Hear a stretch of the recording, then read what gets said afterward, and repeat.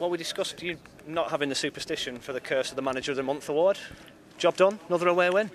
Well, no, we lost the first game last week, didn't we? So first game of the month was done last week. It was a game that we started off really brightly and dominated for a big period. Scored in that time, which is always crucial. Missed a couple of chances as well to add to that. And then we were saying on the bench that one of the problems we're going to have is if we get complacent, and sure enough we did. And a couple of mistakes, and then the keeper should do better with the shot. And then they go in at half time in the ascendancy, and you're scratching your head wondering how that's happened. So there was a lot of harsh words said at half time, and we applied ourselves a lot better second half. Scored a great goal, could have added to it. And I saw the game out well. So in the end it was a professional performance, and these have won the last 3 games at home, so it's not an easy place to come. And we've just got to now build on that and try and go and win again next week at Plymouth. You've spoken a lot about creating chances and taking them when you're on top. You were definitely on top when you scored the first goal. How important was that second goal and then making a few more chances to try and get yourselves well in front? Well, it would have been nice to get the third. We did have a couple of chances.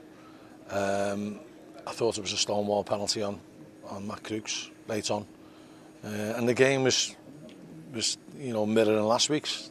What happened to us, and unfortunately the referee did give the pen last week, and that's a penalty. There's no reason for Crooksy to go over it.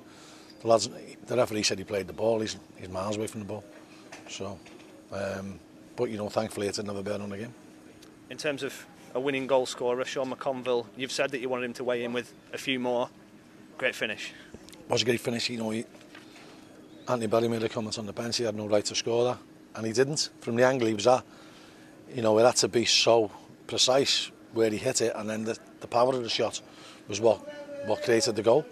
But it was a great ball through for him, and we did that a few times today, and when we do that we look easy on the eye, we look a good side. You mentioned the defeat last week. How important was it to get straight back on the horse and back to winning ways today? Well, what we said to them is successful teams